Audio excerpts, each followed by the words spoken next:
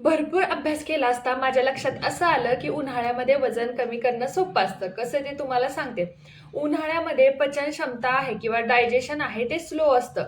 त्याच्यामुळं काय होतं, आपल्याला खाण्याची इच्छा होत नाही आणि खाण्याची इच्छा कमी होते, त्यामुळे आपल्या शरीरात अन्न कमी जातं आणि आपल्याला वजन कमी करण्यास मदत होतो. आता सगळ्या गोष्टी सांगण्याआधी तुम्हाला एक गोष्ट सांगते. आपल्याला उन्हाळ्यामध्ये जास्त काय खावं वाटतं? आपल्याला उन्हाळ्यामध्ये खावं वाटतं, खाऊ नाही वाटत, पिऊ वाटतं. सारखं लिक्विड घेऊ वाटतं. पण आता त्याच्यामध्ये चुका केल्या जातात. त्यामुळे वजन आपलं मेंटेन तर राहत नाही, नाहीतर मेंटेन जे होतं वजन ते वाढतं.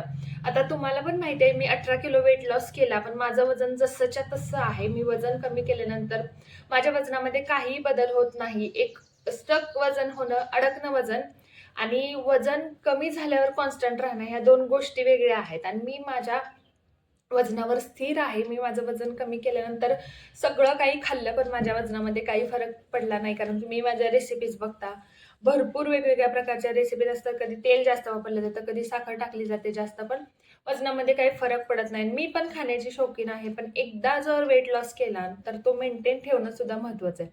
तर उन्हाळ्यामध्ये सगळ्या गोष्टी कशा करायच्या ते तुम्हाला मी सांगते. कारण डिटॉक्स वॉटरविषयी पण भरपूर प्रश्न येत होते, म्हणजे हर्बल टी विषयी. कारण आता उन्हाळा आलेला आहे. उन्हाळ्यामध्ये उष्णता वाढते, शरीरामध्ये उष्णता वाढते. त्यामुळे आपण जिरा, ओवा, मेथी दाण्याचं पाणी घेणं थोडंसं अवॉइड केलेलंच बरं. आता मी घेते, मला उष्णतेचा त्रास होत नाही. पण आत्ताचं ऊन बघता असं मला वाटतंय की मी सुद्धा ते थोडं थोडं हळूहळू कमी करावं. आता मी तुम्हाला सांगते की उन्हाळ्यामध्ये आपल्याला जास्त लिक्विड पिऊ वाटतं. पण आता उन्हाळ्यामध्ये काय करू वाटतं आपल्याला? उसाचा रस. उसाच्या रसाची क्रेविंग होती, पण त्याच्यामध्ये असते शुगर जास्त. उन्हाळ्यामध्ये आपण काय करतो? कोल्ड ड्रिंक आणून पितो. उन्हाळ्यामध्ये आपण काय करतो? आईस्क्रीम आणून खातो. बरोबर.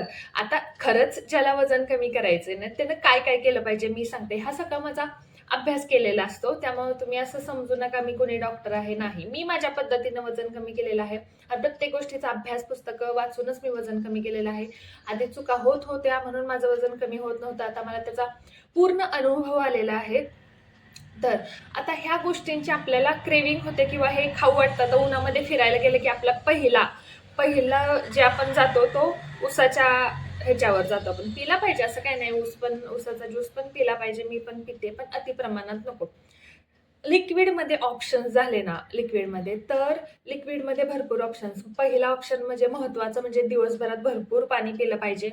भरपूर म्हणजे शरीर उन्हाळ्यामध्ये डिहायड्रेशन होतं. त्याच्यामुळं ना आपल्याला त्रास होतो. त्याच्यामुळे डिहायड्रेशन नाही झालं पाहिजे. पहिलं म्हणजे पाणी दिवसभरात भरपूर पिलं पाहिजे.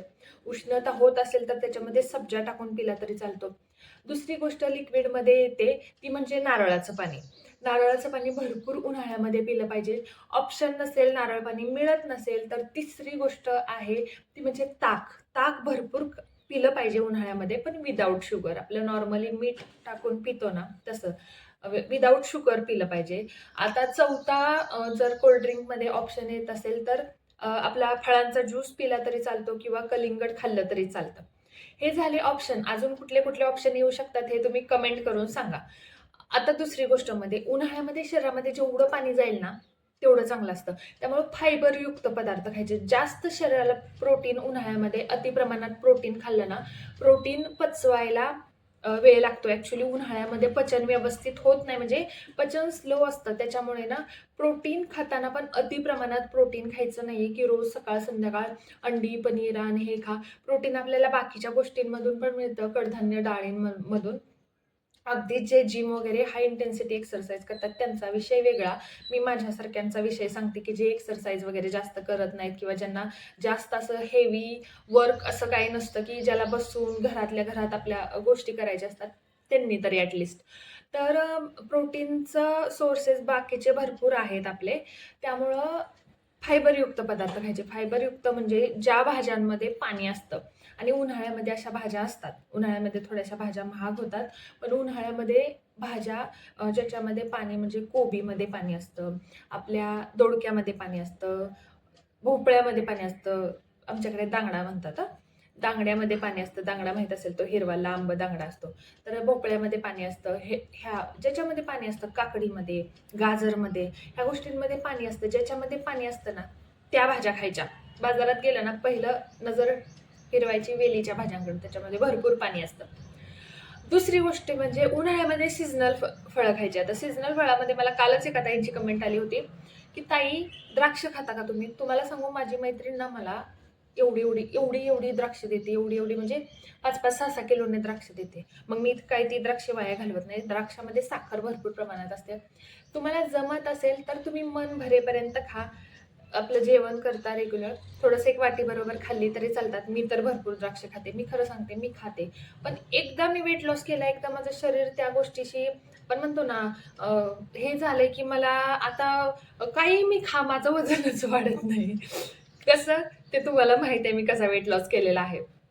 आता दुसरी गोष्ट म्हणजे दुपारचं किती भयानक ऊन आहे तुम्हाला पण दिसते. मला पडदा लावून अर्धा व्हिडिओ काढायला लागतोय कारण की ऊन खूप आहे. थोडंसं जरी हे समजत असेल तुम्हाला किती ऊन आहे बाहेर, तर उन्हाळ्यामध्ये दुपारच्या जेवणानंतर म्हणजे आपण जेवणात दुपारचं जे जेवण करतो ना आपण त्याच्यामध्ये रात्रीचं दही पचायला जड असतं. त्यामुळे दुपारच्या जेवणामध्ये दही खाल्लं ना बेस्ट. एक वाटीभर दही म्हणजे 100 ग्रॅम होईल एवढं दही खाल्लं पाहिजे. त्यात साखर नाही टाकायची अजिबात सुद्धा. साखर तर महत्त्वाची अव्हॉइड केली ना तर वजन खरं कमी होतं. आणि दुसरी गोष्ट म्हणजे संध्याकाळचं जेवण हलकं करायचं आहे. संध्याकाळचं जेवण हलकं केलं ना, की कारण उन्हाळ्यामध्ये पचनाला प्रॉब्लेम येतोच. त्यामुळे हलकं जेवढं जेवण करता येईल जसं की दाल खिचडी. आता एखाद्या गोष्टीचं सूप पिलं तर त्याच्याबरोबर सॅलड पाहिजे. संध्याकाळचे जास्त करून असं जड अन्न खायचं नसतं किंवा जड प्रोटीन घ्यायचंच आहे तर ते दुपारचं घ्यायचं दुपारच्या जेवणामध्ये. संध्याकाळचं लवकर झोपायचं, सकाळी उन्हाळ्याचं लवकर उठायचं कारण दिवसभरामध्ये एक्सरसाइज करण्यापेक्षा पहाटेची एक्सरसाइज केलेली बरी. कारण दिवसभर ऊन लागतं, धगधग त्या उन्हामध्ये घाम येतो, तो आपल्याला कळत नाही की नक्की तो घाम उन्हाचा आहे का आपल्या एक्सरसाइजचा आहे. घाम येणं कॉमन आहे, पण तो कशामुळे आलाय हे पण आपल्याला समजलं पाहिजे की एक्सरसाइजमुळे घाम येणं आणि उन्हाळ्यामध्ये नॉर्मली एक्सरसाइज मला तर माझ्या हिशोबाने असं वाटतं की थोडासा लोकांना एक्सरसाइज केल्यामुळे त्रास होत असेल. पण जे माझ्यासारखे आहेत, जे असे हाय इंटेन्सिटी एक्सरसाइज करत नाहीत, मी तर उन्हाळ्यामध्ये एक्सरसाइज मला नाही वाटत कधी योगा वगैरे ठीक आहे एखादा दुसरा 10 मिनिटं. माझ्याच्यानं कधी अशी एवढी हाय इंटेन्सिटी एक्सरसाइज झाली नाही. मी माझं टमी ट्विस्टर आहे, जे तुम्हाला माहिती आहे त्यानं कधीतरी एक्सरसाइज करते. ऑलरेडी भरपूर केलेली आहे मी. ज्यावेळेला माझं पोट वगैरे खूप अति प्रमाणात वाढलेलं होतं. वाढलेलं म्हणजे माझी डिलिव्हरी झाल्यापासून पोट आधी नव्हतं मला पोट. डिलिव्हरी झाल्यापासून जे आपलं पोट असतं ना, आपण म्हणतो 7व्या-8व्या महिन्यामध्ये जेवढं पोट असतं तेवढं माझं पोट दिसत होतं. तेव्हा मी टमी ट्विस्टर वापरायचे. आता कधीतरी वापरते. ॲक्च्युअली पोटासाठी कमी, कमरेसाठी जास्त वापरते. कंबर वगैरे दुखायला लागली ना 8-9 तास बसावं लागतं सिस्टीमवर, त्यामुळे थोडंसं कमरेचा वगैरे त्रास होतो त्यामुळे. तर हे पूर्ण आहे की उन्हाळ्यामध्ये ह्या गोष्टी जर केल्या ना तर खरं वेट लॉसला फायदा होतो. आणि महत्त्वाचं म्हणजे मला असं वाटतंय उन्हाळ्यामध्ये मी पण आता हर्बल टी वगैरे घेणार नाही. कारण मी जे घेते नाही घेते तेच तुम्हाला सांगत असते. कधीतरी घेत जाईल कारण उन्हाळ्यामध्ये पचायचं पण मला उन्हाळ्यात ॲक्च्युअली असा गरमीचा वगैरे एवढा काही त्रास होत नाही. मला थंडीचा त्रास होता. थंडीमध्ये माझी हाडे दुखतात. आणि महत्त्वाचं सांगायचं म्हणजे की आपला शॉर्ट व्हिडिओमध्ये मी भरपूर साऱ्या रेसिपीज वेगवेगळ्या मजेदार रेसिपीज घेत असते, ब्लॉग टाकत असते. तर नक्की शॉर्ट व्हिडिओज पण बघत जा, लाँग व्हिडिओज पण बघत जा. आणि अजून एक आपण दुसरा चॅनल काढणार आहे त्याच्यामध्ये सगळ्या प्रकारच्या किचनच्या टिप्स, स्किन केअर, कारण ह्याच्यावर स्किन केअर होतच नाही आहे. तुम्हाला वेट लॉसचेच व्हिडिओ बघायला आवडत आहेत. स्किन केअर कुणाला चॅनल काढायचं असेल, अजून काही टेक्निकल सगळ्या टिप्स मी सांगणार आहे त्या व्हिडिओ. लवकरच पुढच्या महिन्यामध्ये तो व्हिडिओ येणार आहे. तुम्ही पण कमेंट करा की तो मी नवीन चॅनल काढू की नाही. बाकी हा व्हिडिओ आवडला असेल, बाकीचा फापट पसारा जास्त झाला असेल तर त्याच्याबद्दल सॉरी. हा व्हिडिओ आवडला असेल तर नक्की लाईक करा. एक छानशी गोडशी कमेंट करत जावा. तुम्ही कमेंटवर तर सगळं चालतं, कारण कमेंट केली तर मला वाचून बरं वाटतं की या कोणीतरी आपला व्हिडिओ बघितलेला आहे का नाही. कारण व्ह्यूजवरून कळत नाही, कमेंटवरून कळतं. आणि कमेंट मधून खरं मला आनंद मिळतो. एक कमेंट करत जा, एक लाईक करायला 1 सेकंड पण लागत नाही. लाईक करत जा आणि आवडलाच व्हिडिओ तर चॅनलला सबस्क्राईब करा. थँक्यू. Bye bye.